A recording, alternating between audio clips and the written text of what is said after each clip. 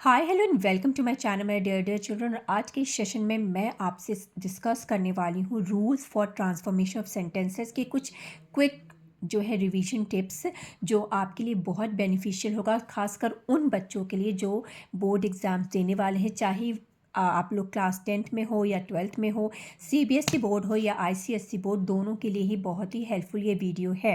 तो ये last minute revision के लिए ये वीडियो मस्ट है।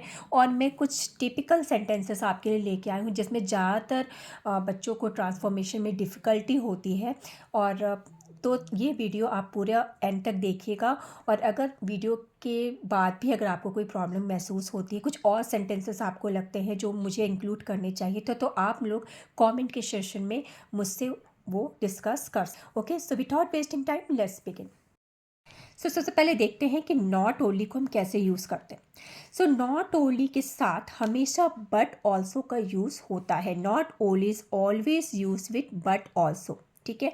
लेकिन अगर आप सेंटेंस, इसको दो तरह से हम यूज़ कर सकते हैं। अगर आपका सेंटेंस नॉट ओनली से बिगिन हो रहा है, क्योंकि बहुत बार क्वेश्चंस में लिखा हुआ होता है कि बिगिन विथ, अगर नॉट ओनली से बिगिन हो रहा है तो उसके साथ आपको इज, एम या are, depending upon the whether the sentence is singular और प्लूरल, ओके, उस हिसाब से आपको यूज़ करना पड़ेगा इज, एम या आर, जो भी आपका वहाँ पे नाउन या प्रोनाउन है उसके लिए। और तब आपको यूज़ करना है बट ऑल्सो। जैसे कि देखते हैं एग्जाम्पल में, not only is he handsome but also intelligent. अब इसको दूसरे तरीके से कैसे यूज़ कर सकते हैं, he is not only handsome but also intelligent. तो यहाँ पे नॉट ओनली से बिगिन नहीं हो रहा है, इसलिए यहाँ पे इज़, एम या आर आपको पहले यूज़ करना है।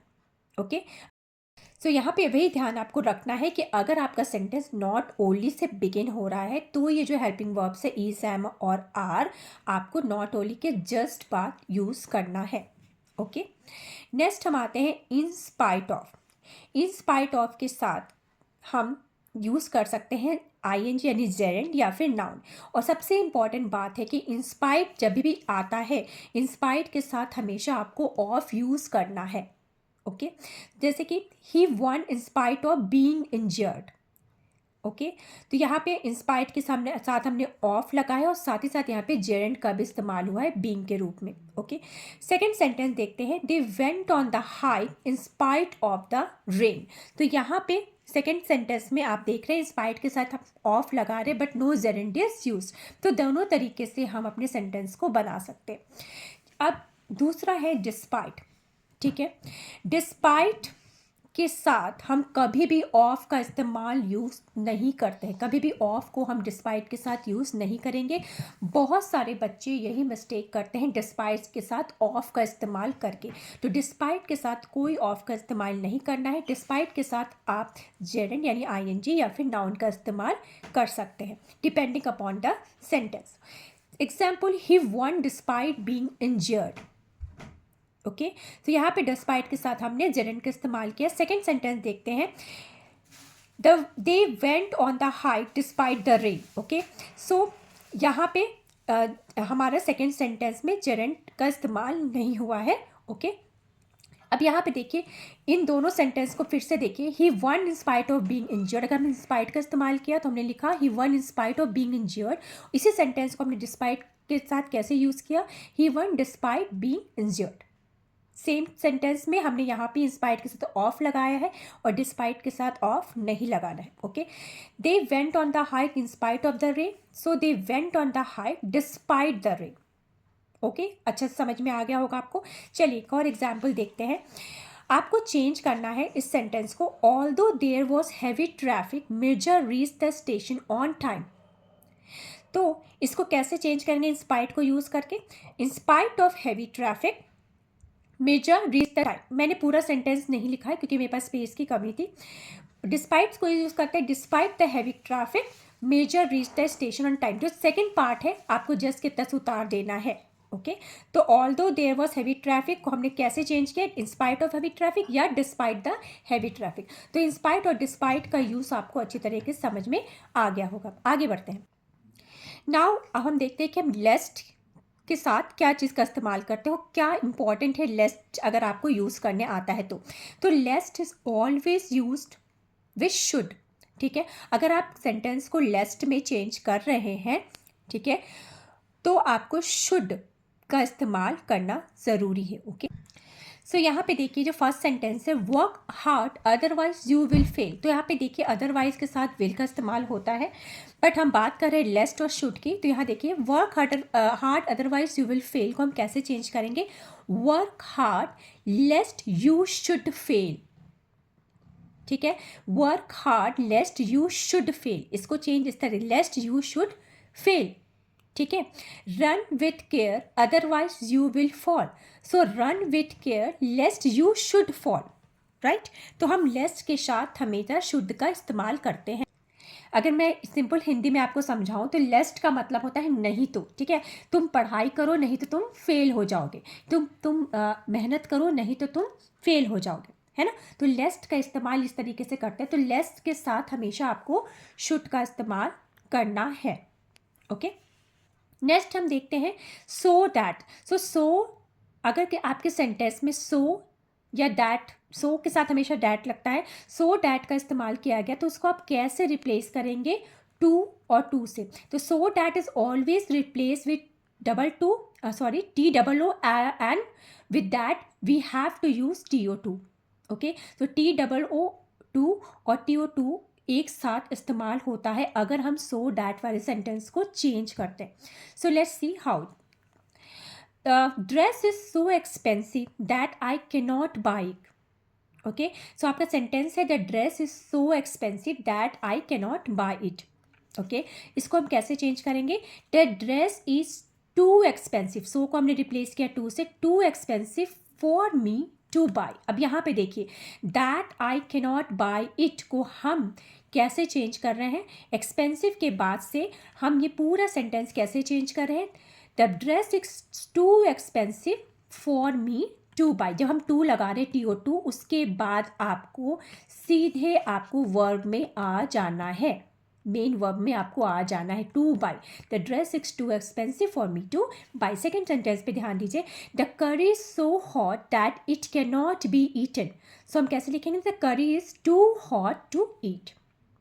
To hot for me to eat भी लिख सकते हैं, बट ये भी एक करेक्ट सेंटेंस है, the curry is too hot to eat. Okay, for me इसलिए नहीं लिखेंगे क्योंकि यहाँ पे किसी स्पेसिफिक पर्सन का नहीं जिक्र किया गया है। ओके, सो इस तरीके से हम सो डैट वाले सेंटेंस को चेंज करते हैं TO2 में। Okay, now owing to, owing के साथ हम टू लगाते हैं जब भी आपको चेंज करना है ओइंग में किसी सेंटेंस को, तो उसके साथ हमेशा हम TO2 लगाते हैं। किस तरीके से, ध्यान दीजिए, the meeting was delayed because of heavy rain, heavy traffic. Okay, sentences the meeting was delayed because of heavy traffic, इसको हम कैसे करते हैं, the meeting was delayed owing to heavy traffic. ठीक है, the meeting was delayed owing to heavy traffic. Because of heavy rain को हमने कैसे चेंज किया, owing to heavy traffic. So how we use although and दो।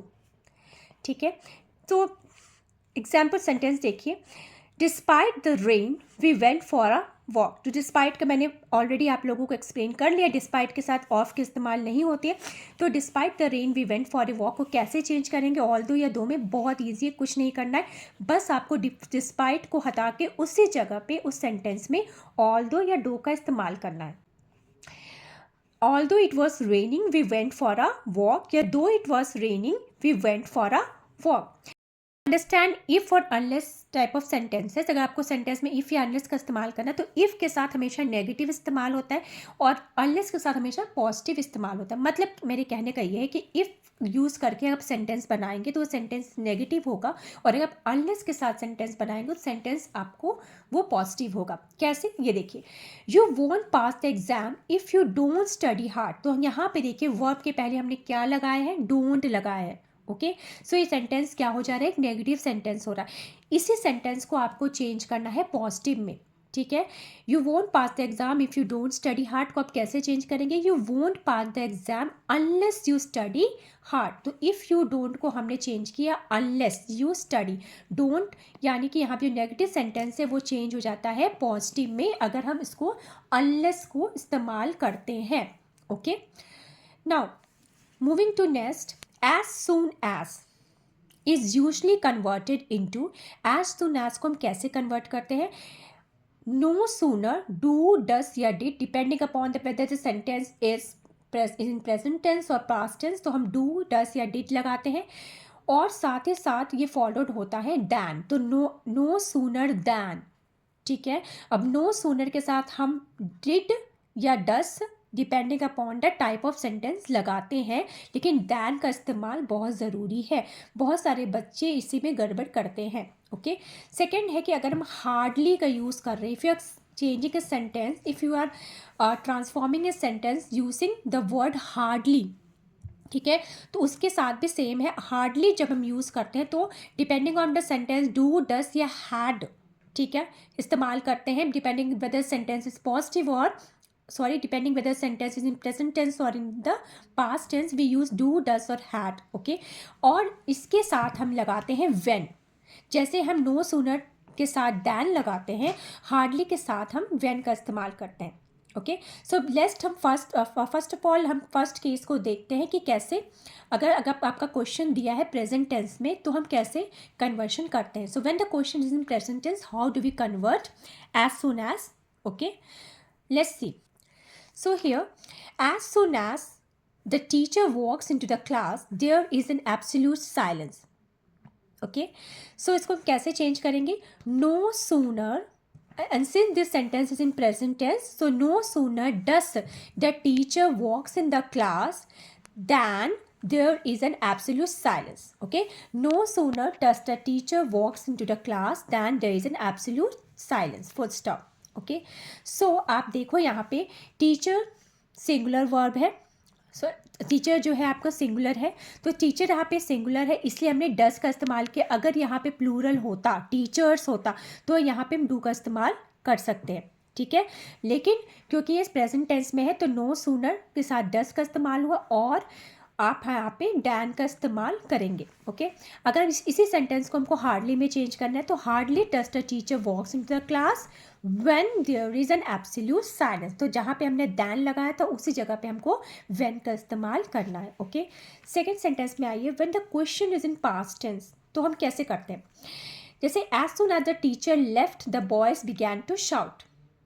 Okay, so यहाँ पे हम कैसे चेंज करेंगे, नो सूनर डिड, तो जब क्योंकि ये सेंटेंस आपका पास्ट टेंस में है तो नो सूनर के साथ हम लगाएंगे डिड, तो no sooner did the teacher left का हो जाएगा लीव, ठीक है। जब आपका सेंटेंस जो है पास्ट टेंस में होगा और जब हम डिड का इस्तेमाल करते हैं, आपने अपनी प्रीवियस क्लासेस में पढ़ रखा है कि हम डिड का इस्तेमाल करते हैं तो हमेशा फर्स्ट वर्ब को यूज़ करते हैं, तो लेफ्ट का हम यूज़ करेंगे leave. No sooner did the teacher leave than the boys began to shout. Okay, no sooner did the teacher leave than the boys began to shout. उसी तरह से हम hardly को यूज़ करेंगे, hardly did the teacher leave when the boys began to shout.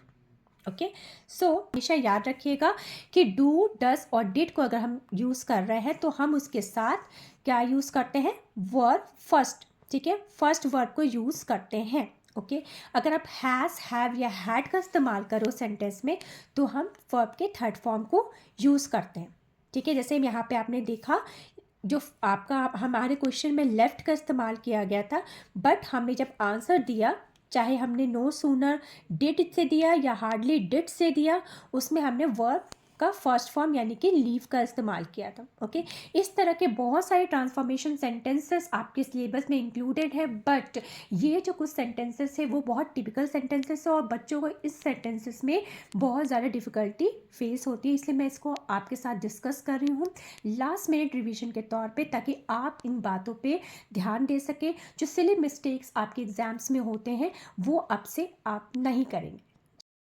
So I hope this video is very useful for you. अगर आपको video पसंद आए हो तो प्लीज़ लाइक का बटन हिट करने में बिल्कुल भी कंजूसी मत करिएगा। एग्ज़ाम्स बहुत ही पास आ गए, बिल्कुल डोर पे आ गए हैं, तो बहुत ही अच्छे से प्रिपरेशन कीजिए। All the best for your all the exams. Okay, and keep working hard children. Bye bye, take care.